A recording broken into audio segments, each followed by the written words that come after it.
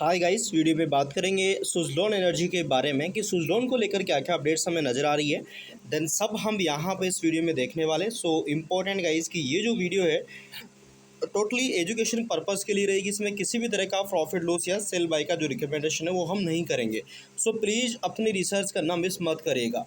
Then important guys कि देखिए सुज़लोन के फिलहाल रिजल्ट नहीं आए एंड विंड एनर्जी की ग्रोथ को लेकर कुछ बाजार में अपडेट है, सो वो हम कवर करेंगे। एंड सुज़लोन में आज देखा जाए इंट्राडे में अचानक से बॉटम से जो बाउंस है वो हमें देखने को मिले। हालांकि मॉर्निंग में जब बाजार ओपन होता है तब वॉल्टिलिटी दिखती है, बट उसके बाद जब एंड होता है वहां तक देखा जाए तो 2 से 2.5% तक का जो पॉजिटिव डेटा है वो हमें देखने को मिल जाता है। सो क्या रीजन है, क्या कोई गुड न्यूज़ है या कोई अपडेट है, क्या नज़र आ रहा है कंपनी की तरफ से, तो वो सब इस वीडियो में आपको जानने को मिलेगा। सो सबसे पहले गाइस हम एक अपडेट है वो देख लेते हैं। देखिए एडीबी और एक्वा ने उज्बेकिस्तान में पवन ऊर्जा के विस्तार, स्वच्छ ऊर्जा को बढ़ावा देने और लचीलेपन को मजबूत करने के लिए $116 मिलियन के वित्त पोषण समझौते पर हस्ताक्षर किए।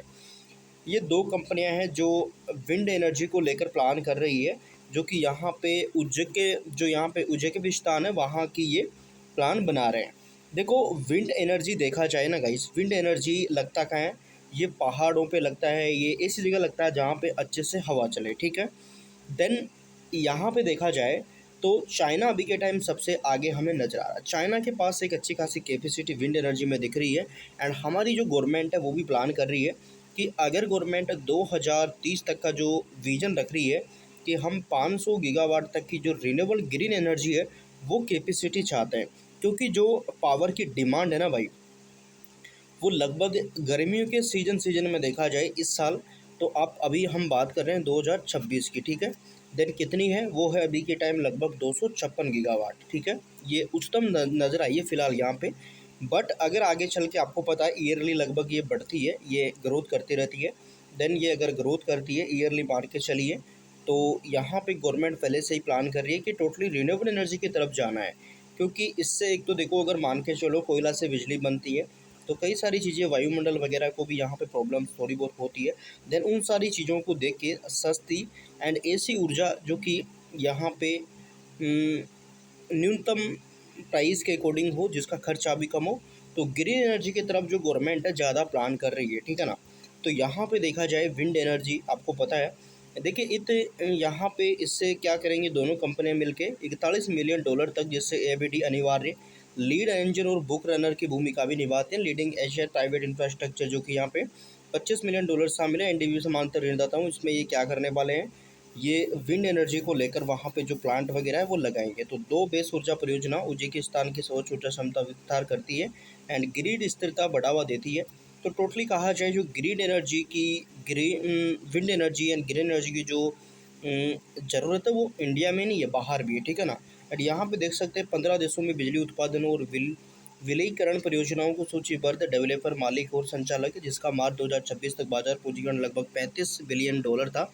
एंड एबीडी ने उज्बेकिस्तान में एक्वा की कई महत्वपूर्ण नवीकरणीय परियोजनाओं को वित्त पोषित किया, जिनमें 500 मेगावाट बॉस और 500 मेगावाट झान कैंडी पवन ऊर्जा परियोजनाएं भी है, 200 मेगावाट नुकुश 2 पॉइंट बैटरी एंड ये सारी चीज़ें हमें दिख रही है। सो इसी के साथ अगर गाइस सुज़लोन का थोड़ा हम डेटा समझने की कोशिश करें, इस बार जो Q4 रिजल्ट आ रहे हैं वो इम्पोर्टेंट रहेंगे, क्योंकि बाजार देखना चाहता है कि कंपनी किस तरीके से ग्रोथ कर रही है। देन ब्रोकरेज की तरफ से भी हमने कई सारी चीज़ें देखी है।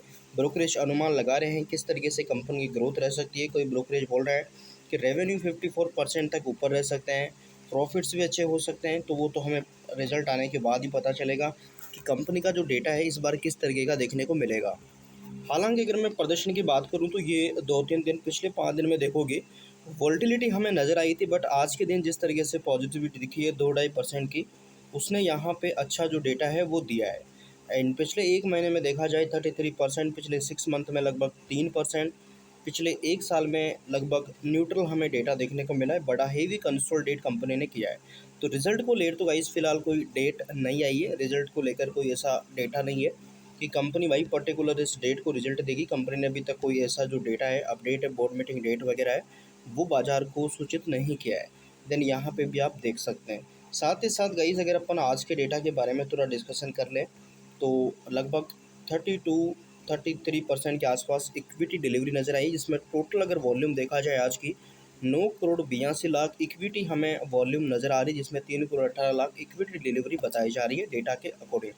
सो इस तरीके का डेटा हमें नज़र आ रहा है। अगर गाइस आगे रिजल्ट डेट या कोई और अपडेट आता है, अपडेट करने की कोशिश रहेगी। एंड विंड एनर्जी की ग्रोथ को लेकर वो मैंने आपको अपडेट दिया था, वो सुजलॉन के रिलेटेड नहीं था अपडेट, ये चीज़ आप जरूर ध्यान दीजिएगा, ठीक है। सो अगर आगे कोई अपडेट आता है सुजलॉन एनर्जी को लेकर, हम अपडेट करने की पूरी कोशिश करेंगे। सो इंपॉर्टेंट कि आप चैनल को सब्सक्राइब कर सकते हैं, बेल आइकन को प्रेस कर सकते हैं, ताकि अपडेट्स आपको आगे मिलते रहे। बाकी इंपॉर्टेंट गाइस कि अपने रिसर्च करना मिस मत करेगा। So thank you for watching guys.